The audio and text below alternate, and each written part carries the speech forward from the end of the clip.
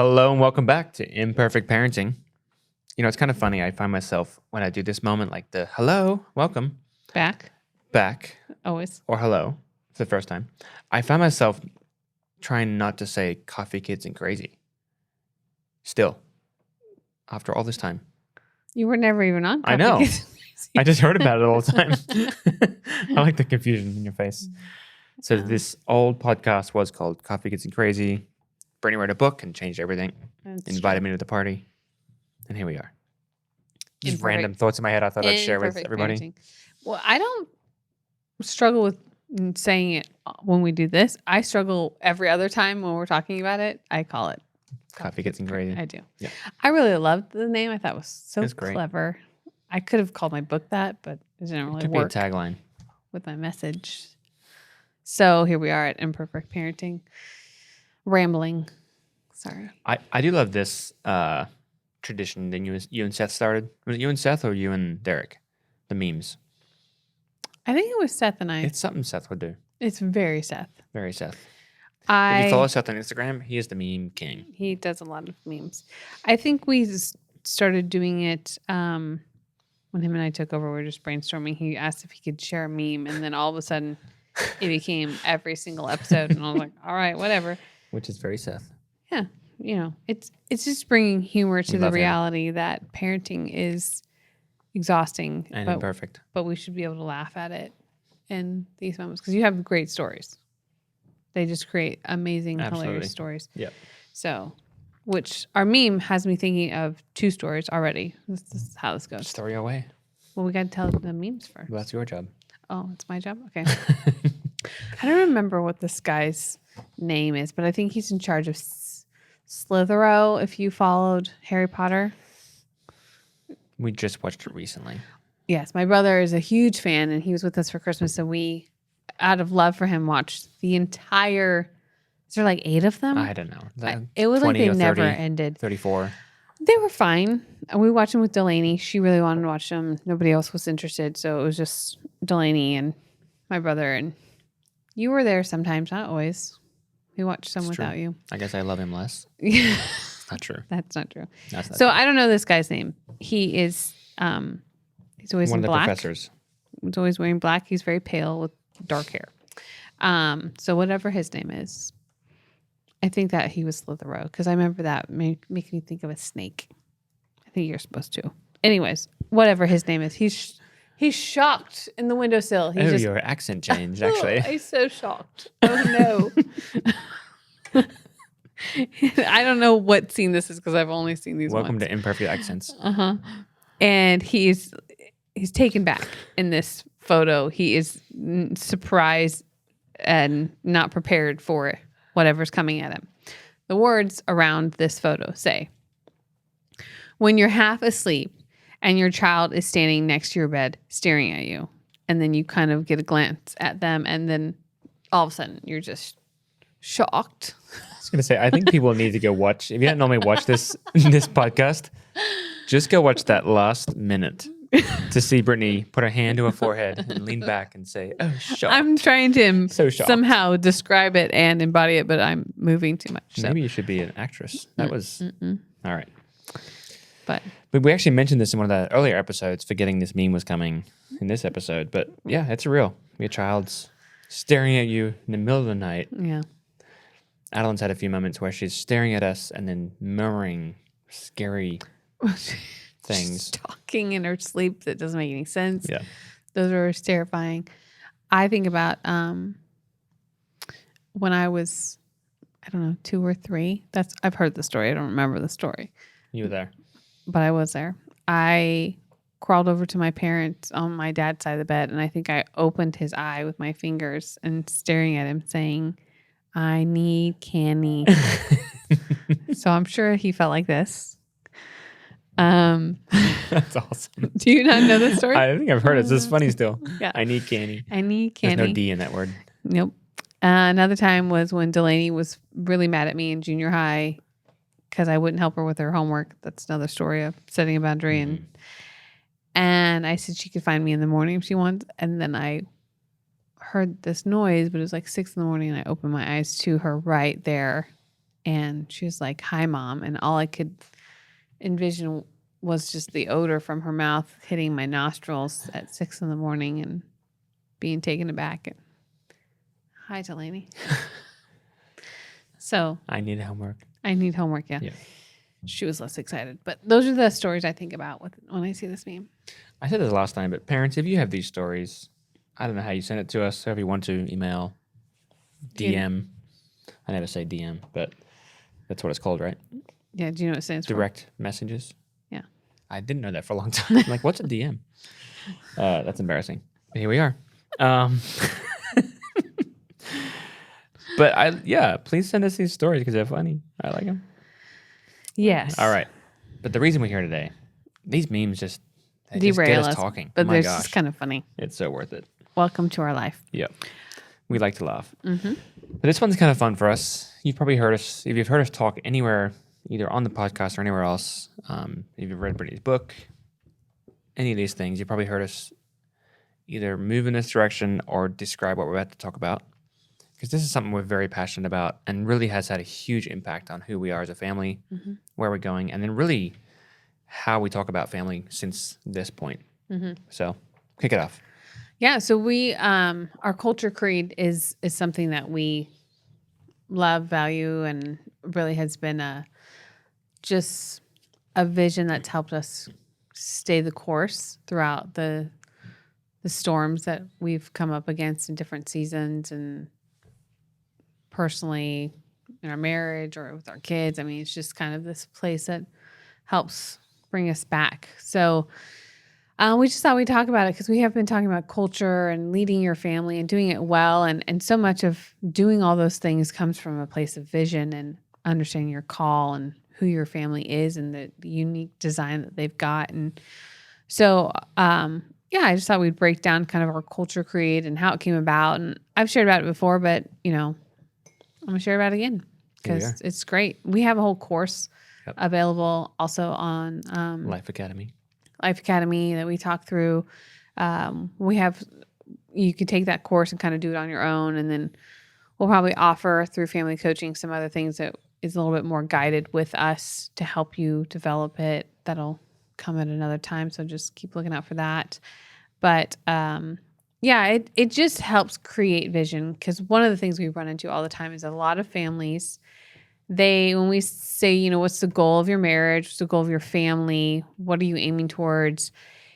It's kind of this deer in the headlight response. They're like, loving God and others. Being more like Jesus. And you're like, okay.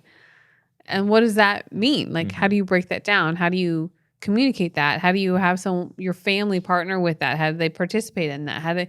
And then you just kind of get, I don't know, because they've never thought about it. So that's what we've discovered is that a lot of families don't have clarity to the vision and mission of their family. And even what has God called us to do?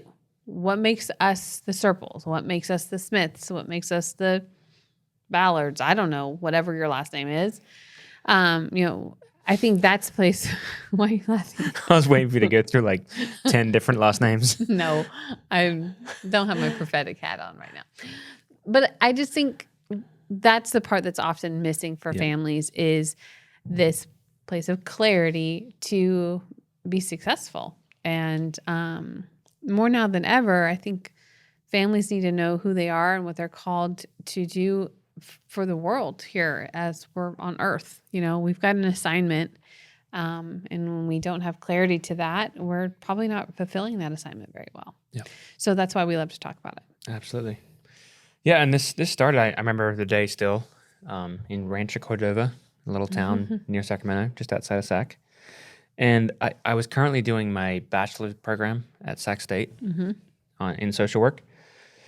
And just listening to stories and then the experiences I was having, the people I was meeting, the families I was encountering in my internship and different experiences was, I think for our emphasis, what we love to talk about, and then the social work world I was encountering was how we're going to change the world is by helping families become whole and healthy. and the traumatized children, the parents who don't feel equipped, just all the things. So I sat down with your dad at some little barbecue place, got a napkin out, and we started talking about this. And we started talking through, it started as something called Arrow's Family Coaching. That's how it started. Which is really funny because Seth had developed something right when you guys started talking about it and released Arrow's something family. And I was like, well, we can't call it that because we all run together and that'll be just confusing. It was fair. I mean, he beat us to it. He did. I just thought it was funny. Yep. Like the Lord was moving. Yeah, Arrow's Family Coaching. I worked with a number of families, and we started to practice this and tools. But what came from this conversation was, what's the vision for our family?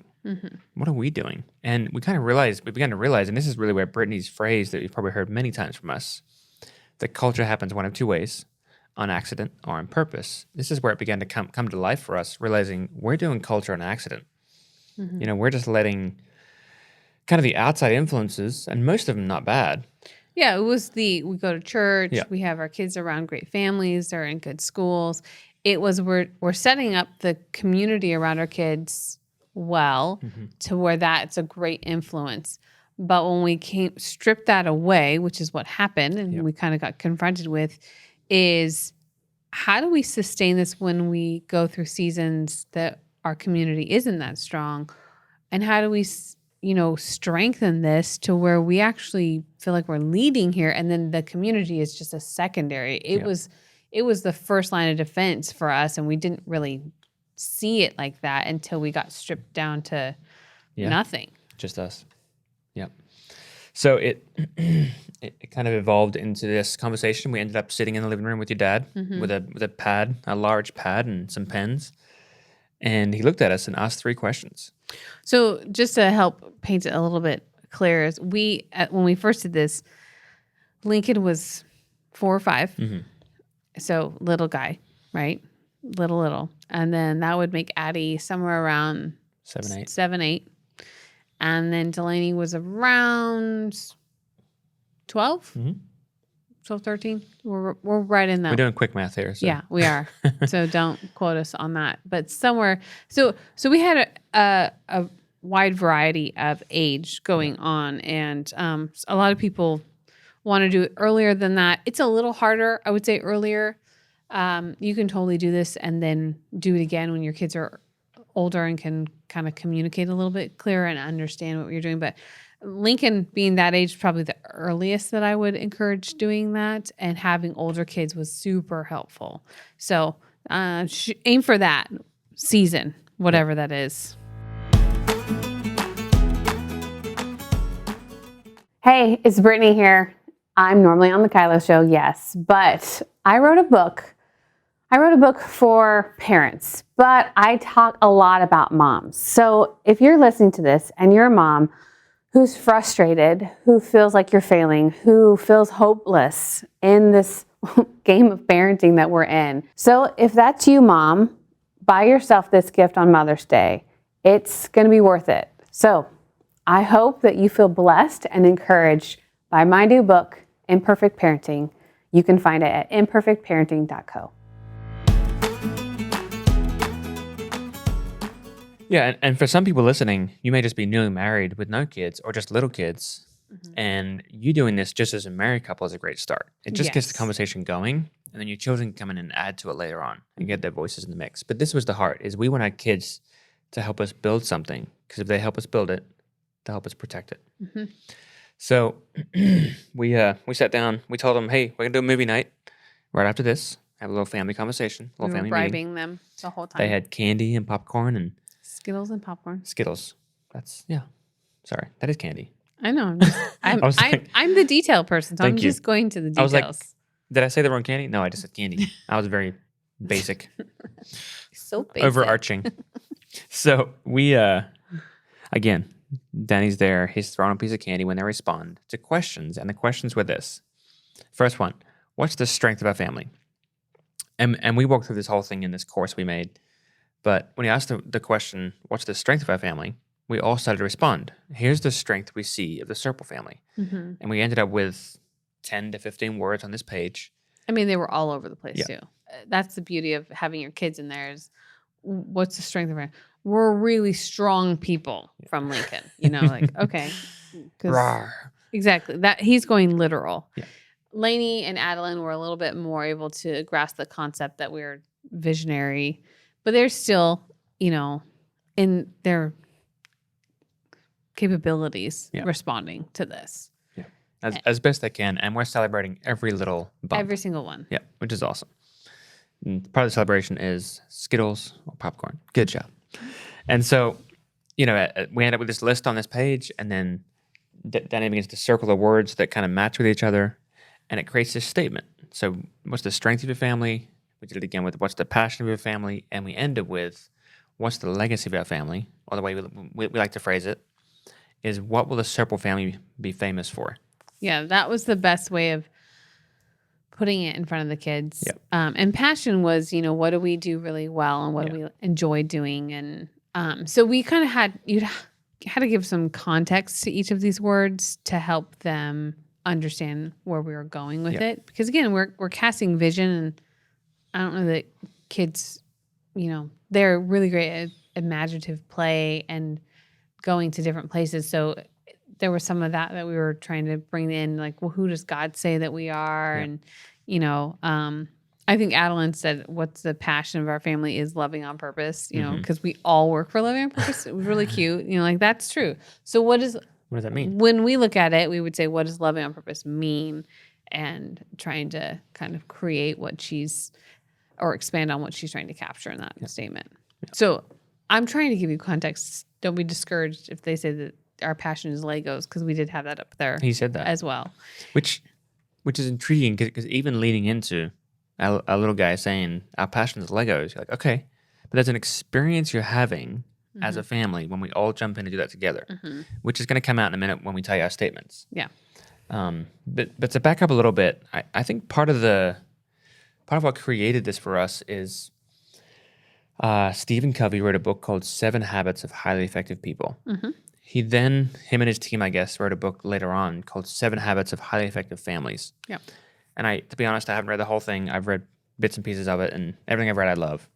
There's this one story of this father and 2 daughters, and it sounds like he was a single dad, and he'd been trying to do this for a while, something like this, and Stephen Covey gives a similar description of kind of building in this vision and mission focused plan for your family, because typically businesses, churches, even schools do this really well. We don't think about marriages and families doing this. Yeah. So he helps us kind of give language to this also. He tells us a story about this father, these 2 girls, and they were just so opposed to it. Like, Dad, this is silly. This is boring. What are we doing? We don't need to do this. And then he makes a decision to go away for the weekend. And again, they're like, we want to go away. We want to be with our friends. We want to do this. Yada, yada, yada. Wine. And so they get away. He convinces them somehow. They follow him to some cabin somewhere.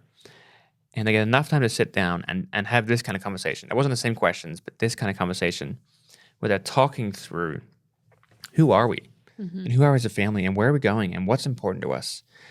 And the beautiful part of this story is on the backside of it. It describes their shift in attitude and understanding of who we are. They're like, Dad, thank you so much for doing this. We so needed this, and we now have more vision for who we are and what to protect than when we started. So it's just, and I watched the same thing happen with families we worked with, getting to do this. One of the fun responses, one of the first families we did this with, they wrote down their statements. We'll read ours in just a minute. We're getting there.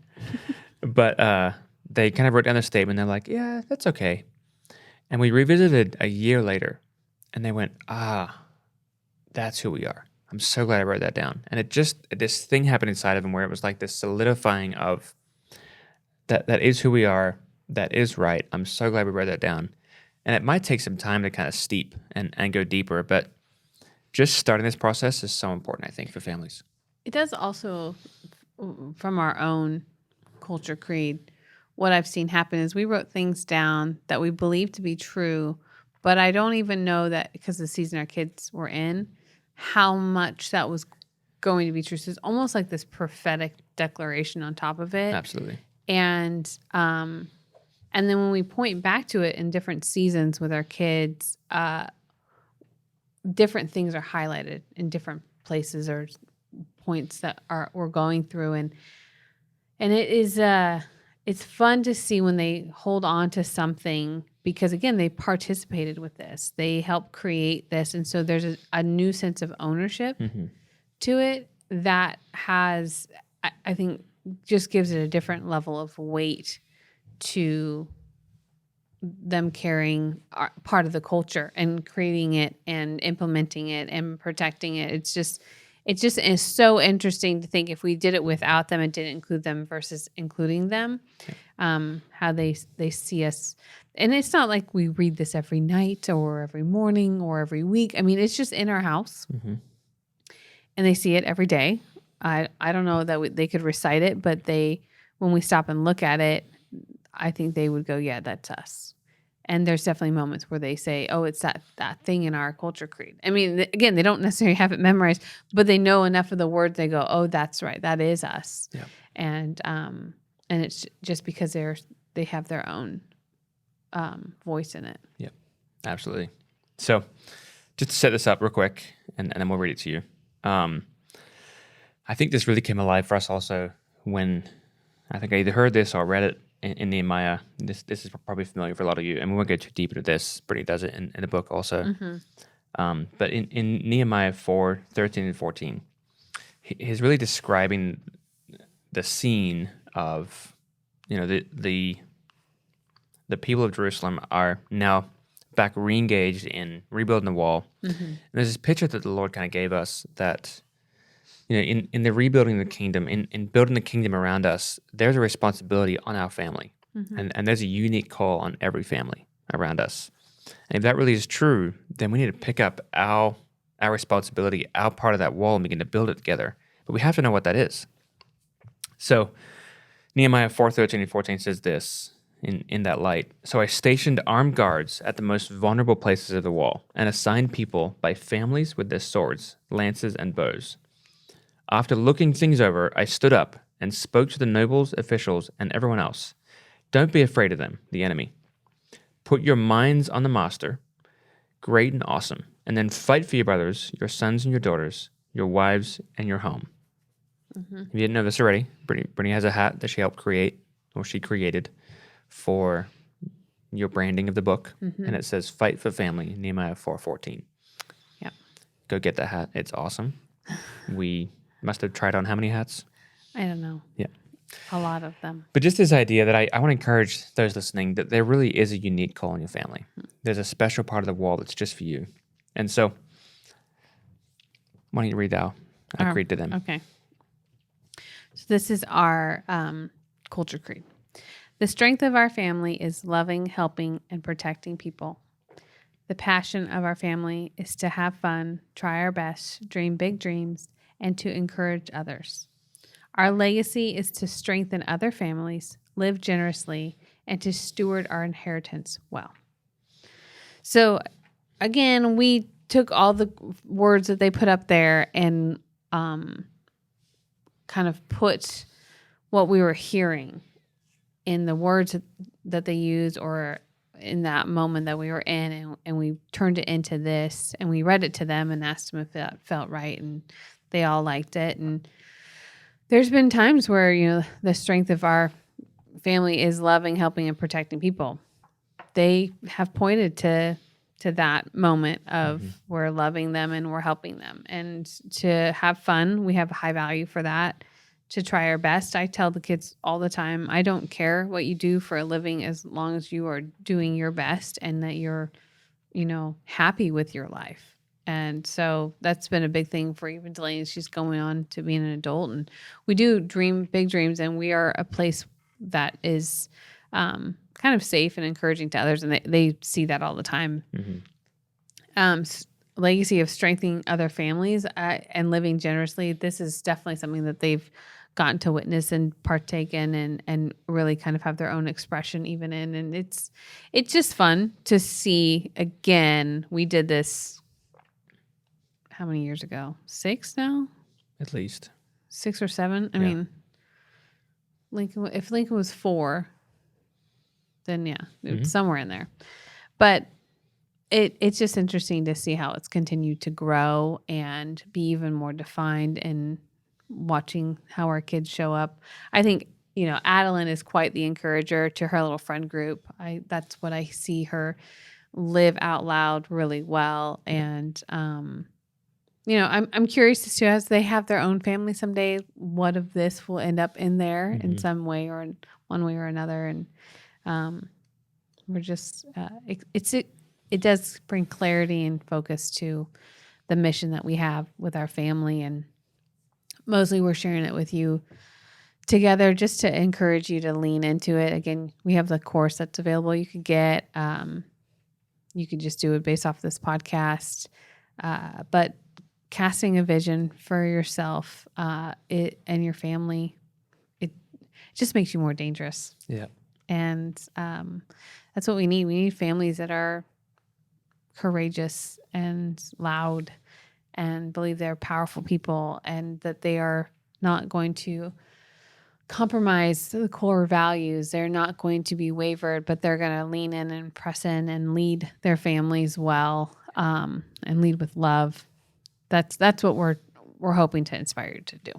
And families that aren't just going to blend in, but actually walk in their unique call and the strength that they have that other families don't, because not every family has the same emphasis.